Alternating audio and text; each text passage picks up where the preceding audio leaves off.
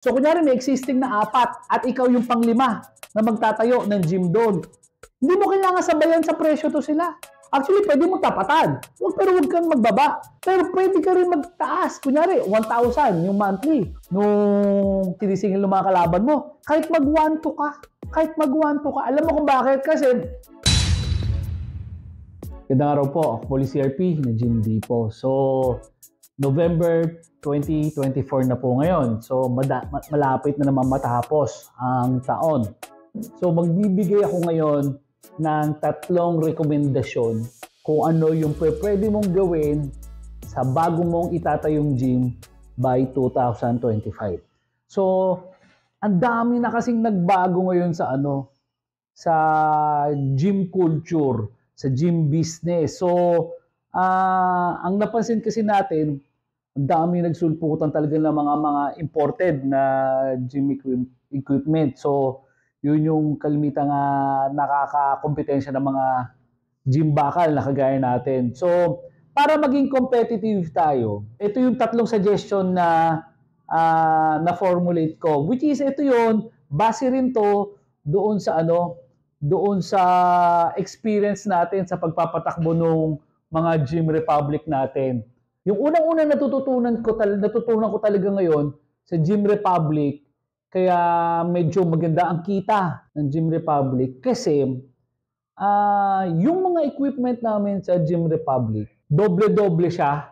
So, mahigit isa yung mga equipment na alam namin na pinipilahan. So, ano-ano ba yung mga equipment na madalas magamit? So, yung crossover, daming gumagamit ng crossover. Kasi, ang crossover, hindi lang siya yung dalawang sides ang pwede mong gamitin kasi. So, individual, single cable machine, pwede mo na siyang gamitin sa various exercises. So, yung crossover na yan, ang problema kasi, pagka may gumamit na isang side, yung gustong mag-full crossover, wala na magamit.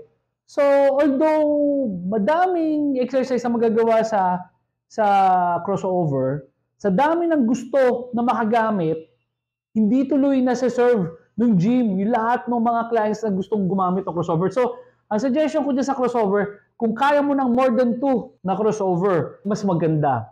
Para nang sa ganun, kasi yung crossover, over 50 exercises ang magagawa niyan eh. So, from calves to traps, magkayang gawin yung exercise niyan. So, ang maganda kasi niyan, kung marami ka niyan, at least kung walang magamit na ibang equipment yung mga kliyente nyo, doon sa crossover o sa single-sided machine, pwede na siya makagamit. So, importante talaga yung crossover. So, again, aside from crossover, kailangan madami ka rin dumbbells. Yan ang natututunan ko. So, maganda kasi pag maraming dumbbells, so yung mga tao na, kunyari, peak hours, 4 o'clock to 8 o'clock, ang daming tao. So, kung maraming gumagamit ng mga machines, pwede mag-free weights eh. Yung mga kliyente natin na instead na gumamit ng machine, instead na gumamit ng barbell, ng bench press, magda-dumbbells na lang sila. Siyempre, kung meron kang dumbbells, dapat damihan mo rin na adjustable utility bench. So, para sa ganun, tutulungan yung dumbbells mo tsaka yung adjustable utility bench mo para makagawa na marami pang ibang exercises at workout para doon sa gym goer. So, ayan, basic. Sana mas mahigit sa 2, yung dumbbells tsaka adjustable utility bench mo. So again, yung lat pull down, yung rowing, yan, marami nang gumagamit yan. So, ang suggestion ko niyan, kung makakakuha ka ng mga equipment na multifunctional, kagaya nung RP Super Rack natin, or RP Super Rack with crossover, or RP Super Rack with RP Smith machine. Kasi itong mga machine na to, maliit lang ang space ang kakainin nito eh. Pero, maraming exercises na yung magagawa. So, pwede ka makapag-crossover, makapag-lat pull down, sabay-sabay to squat, bench, rowing, etc. etc. Kasi maganda diyan, isa sa mga advantage ng pagiging gym bakal natin kasi is mas mura yung kapital na kailangan natin kaysa doon sa mga imported na gym equipment na kakompetensya natin. So maganda rin nito kasi mas malayo yung mararating ng kapital natin kumpara sa kung doon tayo mamumuna sa imported na gym equipment. So ngayon, mas lalong mas nasusulit natin yung capital natin pagka ganito yung mga equipment na kino-consider natin, yung mga RP Super Rack and RP Smith machine, RP Super Rack with crossover. But wait, there's more. So, shout out kay Sir Verhel. So, from Kulyat, Quezon City. So, bisita natin siya kanina eh. Napakita ko sa kanya yung mga bagong equipment natin na kagaya ng dinala natin sa Tarlac. So, meron tayong mga bagong imbensyon na mga gym equipment. So, itong bagong design ko na gym equipment, pinagsama-sama ko uli itong yung crossover, lat pull down, rowing, leg curls, shoulder press, etc. etc. Doon rin yung crossover. So, ang maganda kasi dito, doon sa mga bagong design ko na equipment, ano siya pwede siyang pangtapat doon sa mga imported gym equipment. So anyway, sa ibang araw, i-discuss natin uli yun. So, yung number one na suggestion ko talaga ngayon, para sa 2025, kung magtatayo ka talaga ng gym business mo ngayon 2025, I suggest magdoble ka ng mga equipment mo. Kung kulang yung budget mo, pwede ka magstay muna doon sa mga packages. Kagaya nan, may mga packages kami in-offer. A, B, C, D. So, pwede ka mag-stick doon.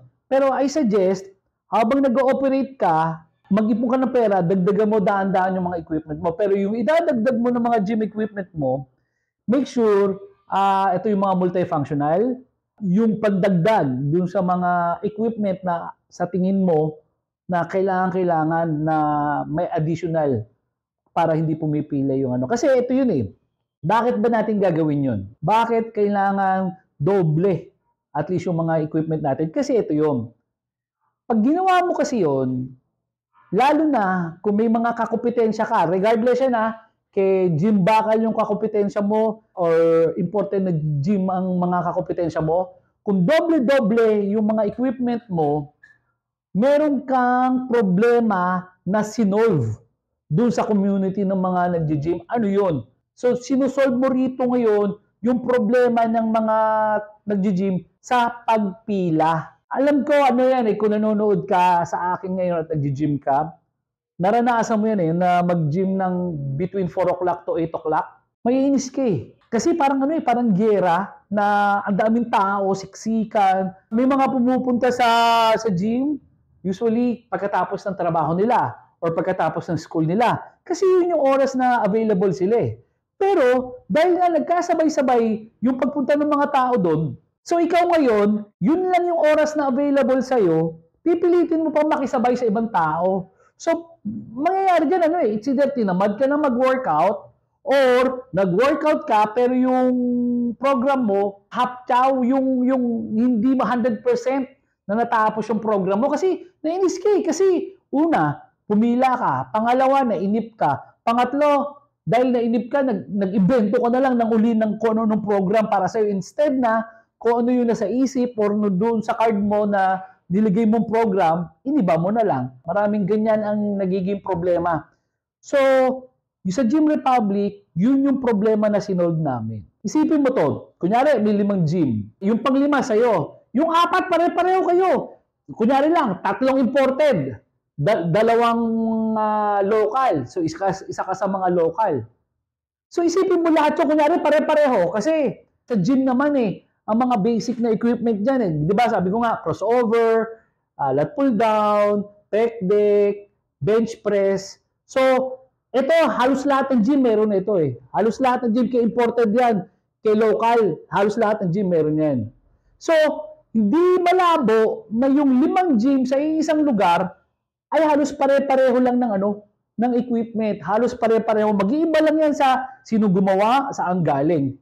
So ngayon, kung ikaw yung pang-5, isipin mo kung yung gym mo doble-doble yung mga equipment. So ngayon, oras di peligro, between 4 to 8 o'clock ang daming tao, sa tingin mo, pag napuno yung 5 gym na yon, saan gym yung mas convenient na magbuhat?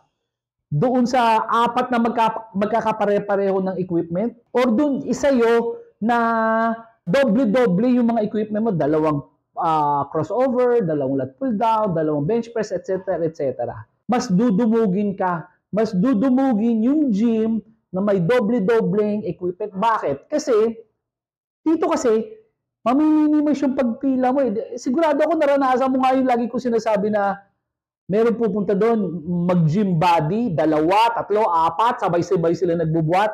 Malas mo, pag doon ka na pa-tiyempo nakapila. Kasi hintay mo muna matapos sila eh. Bago ka, mabuti sana kung ang kasunod mo isa lang. Paano kung 4 yun na magtotropa na sabay-sabay na naggumamit ng lat pull down? Di ba alternate sila? Pagkatapos, nung isa, susunod yung isa. Eh, kung ikaw yung nakapila, di ang dami mong aantayin.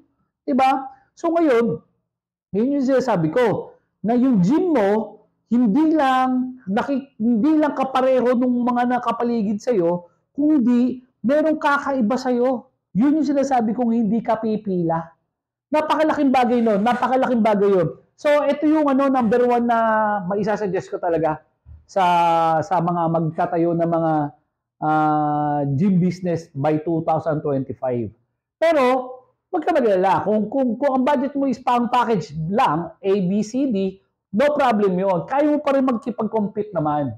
Pero yun ang susunod ko na advice. So, mga nakakuha sa akin ng mga packages dyan, huwag kayong panghinaan na loob. Kasi, ito yung solusyon ko doon sa problema nyo. Kung nakakuha ka na ng package, simulan mo naman ngayon na magdagdag ng mga equipment. So, yun. Unahin ko talaga i-suggest sa inyo dyan is yung crossover, lat pull down, dumbbell rack, dumbbells, tsaka adjustable utility bench. Ay, alam nyo naman dito sa Gym Depot, may mga equipment tayo na multifunctional. So, hindi mo kailangan bumili ng hiwalay na lat pull down, na rowing, ng crossover. So, meron tayong mga all-in-one dito. So, yun yung maganda na mailagay nyo doon sa gym nyo kung may existing gym na kayo. Di ba? So, yun yung number 1. So, number 2, konektado to ngayon doon sa number 1. So, yung number 2 ko talaga, sa tinagal-tagal namin sa business, sa gym business, ang natutunan ko talaga, it's not about the price. Okay? So, lagi kasi, ang Filipino culture kasi, ang Filipino mindset, pag nagninegosyo ka, lagi mong gustong mababa ang presyo ng produkto mo. Bakit? Kasi, pag mababa ang presyo ng produkto mo, dudumugin ka ng tao. Pero ito, may consequence yun. Kasi, kung mura ka nga at dinumog ka nga ng tao, baka mamaya, dumami yung capacity ng gym mo, pero yung sales mo, hindi tumataas. And worst, baka bumaba pa. Bakit? Kasi nga, dahil ngayon, nagmura na yung gym mo, mas dumami yung tao, nagsiksikan lalo. Ang nangyari, hindi na tumaas yung hindi na tumaas yung sales mo, nagkagulo-gulo pa yung mga tao. Ano yan first hand na experience ko yan. Hindi ko nababanggitin yung yung gym. So, meron tayong Gym Republic na itinayo. Unfortunately, medyo may malapit na na gym dun sa lugar na yon.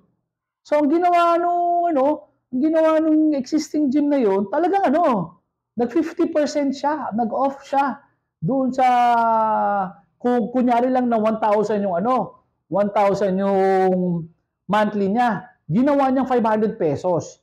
Okay, dahil na-threaten na magtatayo yung Gym Republic, ang problema, dumami nga yung tao niya. Kunyari lang just imagine nyo to. Kung normally, 50 ang capacity ng gym niya sa 1,000 monthly.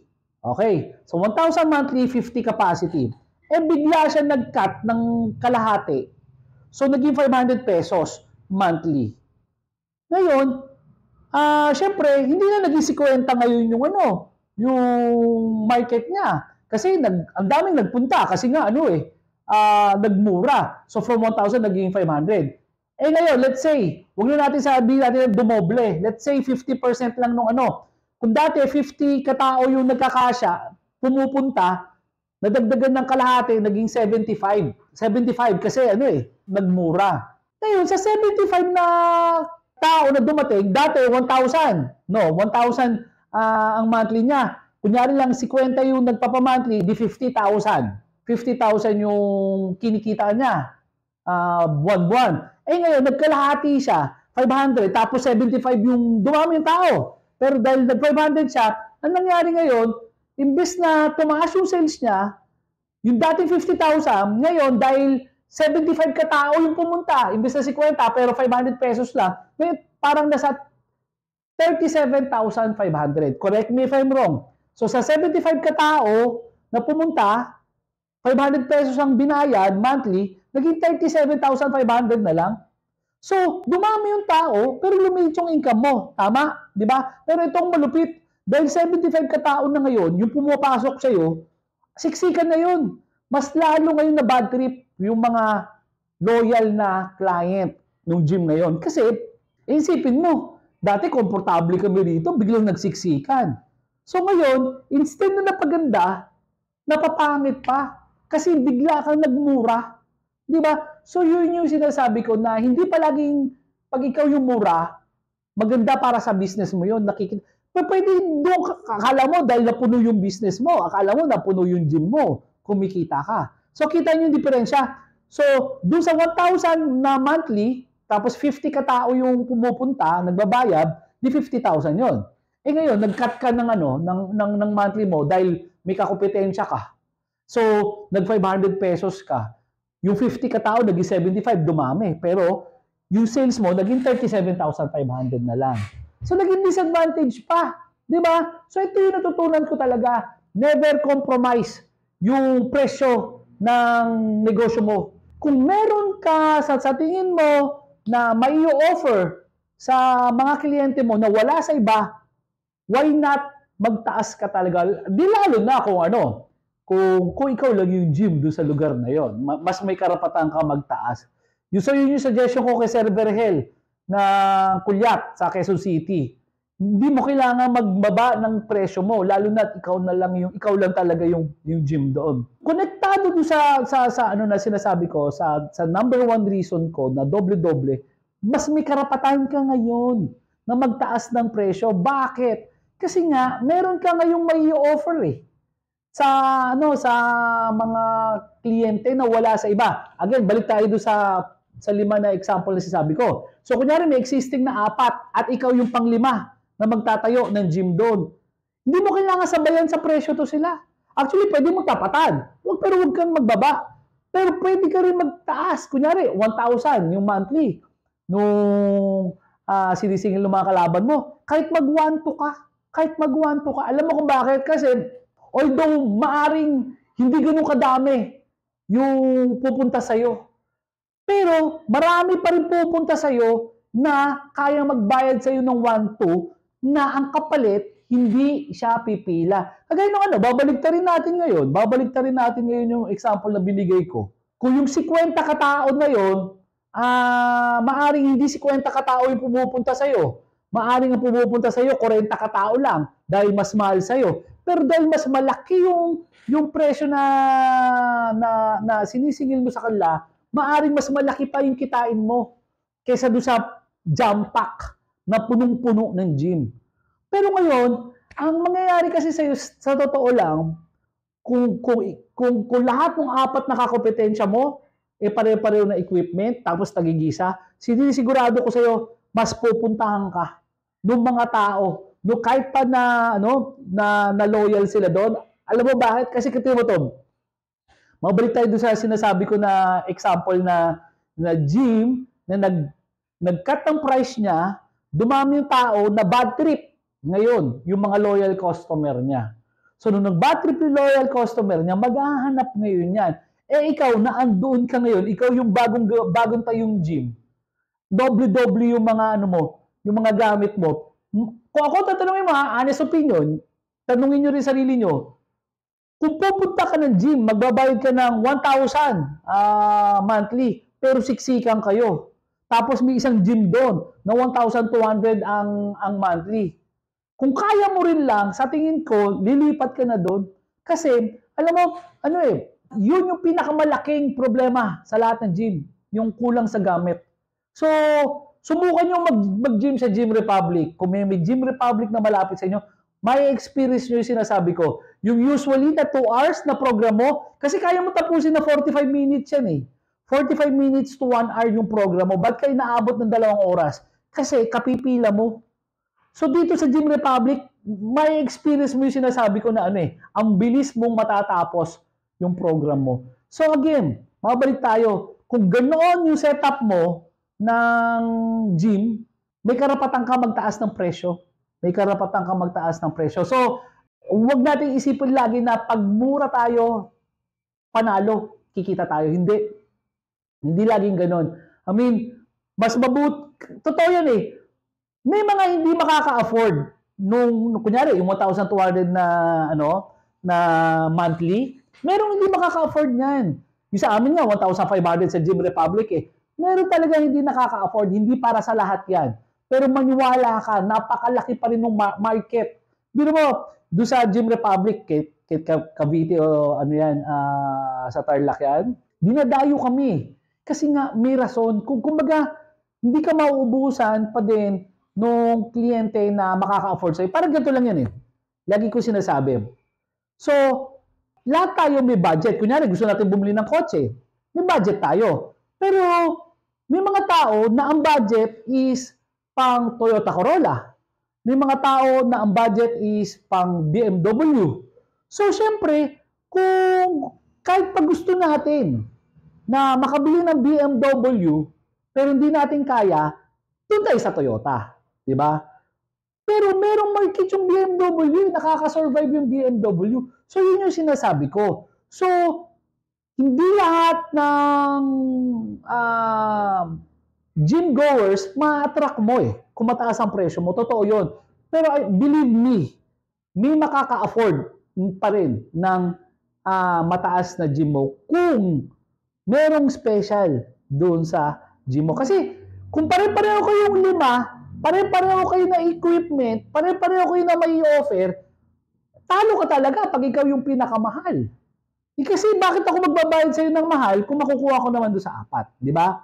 Okay, so ito yung pangatlo. Pero wait, bago natin tapusin yung pangatlo, panoorin nyo po na yung proof of completion natin. Maabala ko po kayo sa pinapanood nyo muna. So, proof of completion po tayo para kay Sir Cedric Noel Palacios ng Tambobo, Dumangas, Iloilo.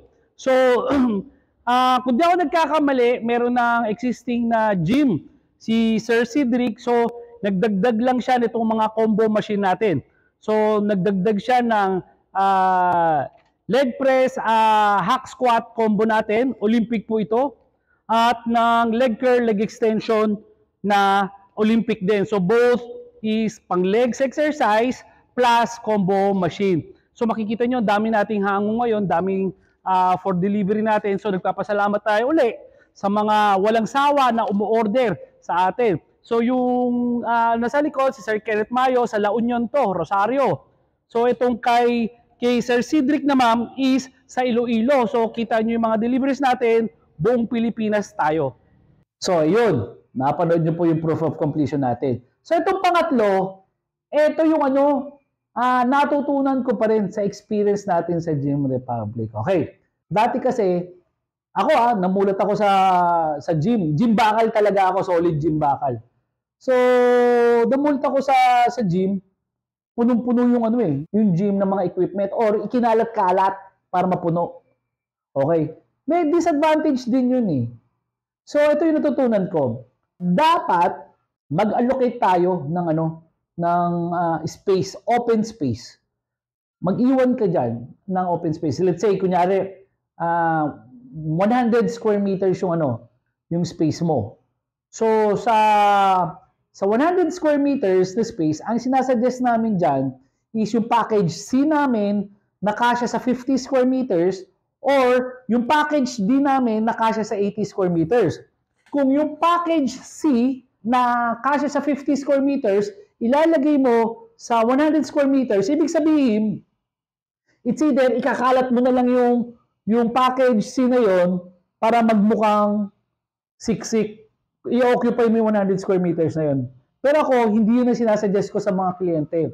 Ang sinasuggest ko sa kliyente, stick natin na yung package C, ilagay natin sa sa 50 square meters. Tapos yung 50 square meters na available, gawin nating open space for functional training, CrossFit, circuit, at iba pa. Lahat ng Gym Republic, ganyan eh. So meron tayong pag gym equipment, then meron tayong allotted space, open space para sa mga bodyweight training, circuit training, crossfit, etc. etc.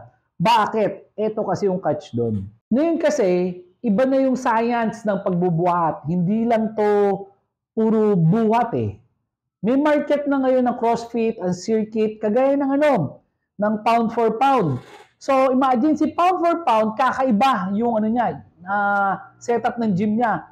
Hindi siya pang gym bakal. Hindi siya para sa mga nagbubuhat or gusto magpalaki ng katawan kasi more on functional training kanila, circuit training, crossfit training. Lalaki pa rin naman yung muscle mo. Pero hindi siya pang bodybuilder. Yun ang ibig sabihin. Hindi siya pang bodybuilder. Pero ilan na yung branches ng pound for pound. Ang dami. Nakaka-survive sila, 'di ba? So ibig sabihin may market yung ganung klaseng yung ganung klaseng setup ng gym. Pero kung may market 'yon, nakaka-survive at may market yung gym bakal nakaka-survive, bakit hindi i-combine mo yung dalawa? Bakit hindi doon sa gym mo may gym equipment tapos may functional training, 'di ba? So maganda kasi diyan, isa sa mga untapped market natin sa gym is yung mga babae. Kasi kalimitan ng mga gym bakal, mga gym, maski maski yung mga imported, nakikita ko eh. Ang nakikita talaga natin diyan kalimitan lalaki. Kasi puro buhat eh. Kasi kalimitan ng mga babae, ang kinakatakutan nila talaga lagi, majority sa kanila is lumaki yung katawan nila, magka-muscle sila. Yun yung kinakatakutan nila eh. Pero common misconception yan. Hindi basta lalaki ang katawan ng babae kasi magkaiba ng hormones ang babae at lalaki. So ang babae estrogen, ang lalaki testosterone. Ang testosterone na nagpapalaki. Kung kami nga mga lalaki, pag minsan hirap pa magpalaki ng katawan, kayo pa ba? Natatakot yung mga babae na magbuhat. So ngayon, ang maganda kasi dyan, kung meron kang open space, ito yung makakapag-attract dyan sa mga market na babae. Bakit? Kasi doon pwede sila maglagay ng mat, mag-jumping rope, mag-yoga, mag-stretching. So, pwede pa doon. Siyempre, yung mga babae, siyempre, jahe yan eh. Kung masikip yung gym, yung elbow room, nagkakatamaan. At least, pag may open space ka, nakakapag-workout sila ng, ng hindi kailangan mangilag doon sa nagtatamaan na mga kasama nila sa gym. So, malaking market ang babae sa Gym Republic. Nagulat kami na sa ngayon, lumalaban na yung dami ng babae kumpara sa lalaki. Pero aside from that, na meron tayong ma-attract na untapped market, ang isa pa rin solusyon dyan kasi is, ngayon na may extra space ka, tapos dumoble-doble yung mga equipment mo, dadami ngayon yung tao. Kung meron kang extra space, dahan-dahan katulad sa Gym Republic, ginawa namin yan sa Cavite City. Dati, siguro kung may 500 square meters yung area namin dati, doon sa Gym Republic, 250 o 300 square meters yung puro gym equipment. Yung 200 open space for CrossFit circuit training. Pero dahil dumami yung tao, yung buong 500 square meters na yun napuno na. Pati tuloy yung siguro 100 to 200 square meters na pang MMA namin, inoccupy ko pa. Buti na lang, may space pa rin ako kung saan ko inilagay yung yung CrossFit, yung circuit, yung open space ng Gym Republic. So nakapag-expand pa ako. So yun yung tinuturo ko ngayon, na kung meron kang extra space na magagamit doon sa gym mo, dahan-dahan pwede mong punuin yun. So yun yung kagandahan ng sinasabi ko. Kasi ngayon, hindi ka siksik. Katulad si shoutout kay Sir Jumari. So si Sir Jumari ng Pag-asa, Imus, kakadeliver lang natin sa kanya. Pero napupuno na yung gym niya. Good news, good problem. Pero gusto ni Sir Jumari. Sir Jumari, comment ka naman dito sa sa YouTube para alam nila na totoong tao yung binabanggit natin. Si Sir Jumari is merong 50 square meters na area na pupuno na. So pakiramdam niya na ma-maximize niya na yung space. Luckily for Sir Jumari, merong third floor yung building. So yung third floor, 130 square meters yun. So mag-expand siya sa taas. So ganoon ang gagawin niya. So yun yung tinuturo ko sa inyo ngayon, na sinashare ko sa inyo ngayon, yun yung gagawin ni Sergio Marie. So tatayo siya doon, although hindi niya mapupuno yung 130 square meters na yan eh. So ganoon ang gagawin. So mag-aalat tayo ng space for functional training at saka gym equipment. So yun yung kagandahan nun. So ito tong mga na papag-usapan natin ngayon, na naituturo ko sa inyo ngayon, hindi ko po to hindi ko to nakita sa YouTube, sa ibang channel kasi parang wala naman atang channel na ganito na nagtuturo. So ito tinuturo ko sa inyo is based sa actual na experience. So makakaasa kayo na it's either ang tinuro ko sa inyo is yung palpak na nangyari sa akin, sinishare ko sa inyo na para wag niyo nang gayahin, or naging successful yung activity namin na to, yung ginawa namin na to, sinishare ko sa inyo na para gawin nyo na. Kung nang sa ganun, hindi na kayo hit and miss.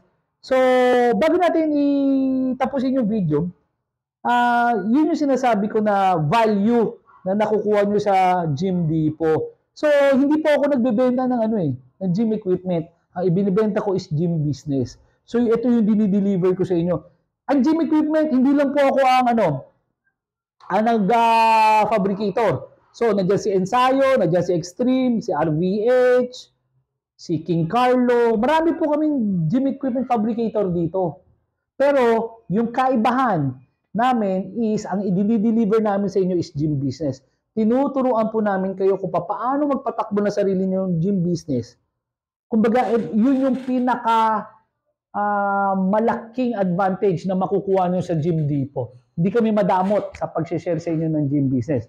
So again, doon sa mga nanonood sa atin, na taga Norte. So kung taga Ilocos ka, Ilocos Norte, Ilocos Sur, Cagayan, Isabela, Nueva Ecija, Nueva Vizcaya, Tarlac, Pampanga, Pangasinan, hindi nyo na kailangan pumunta ng Cavite or Metro Manila para maghanap ng gym equipment nyo.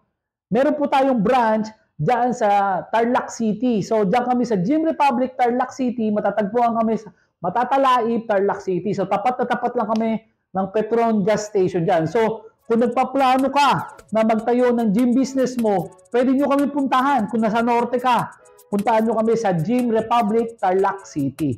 So, again, magtatayo din tayo ng another Gym Republic diyan sa somewhere sa Quezon para nang yung mga clients natin coming from Bicol, hindi na kailangan pang pumunta ng Cavite o Metro Manila para maghanap ng gym equipment. So, kami na ang lalapit para sa inyo.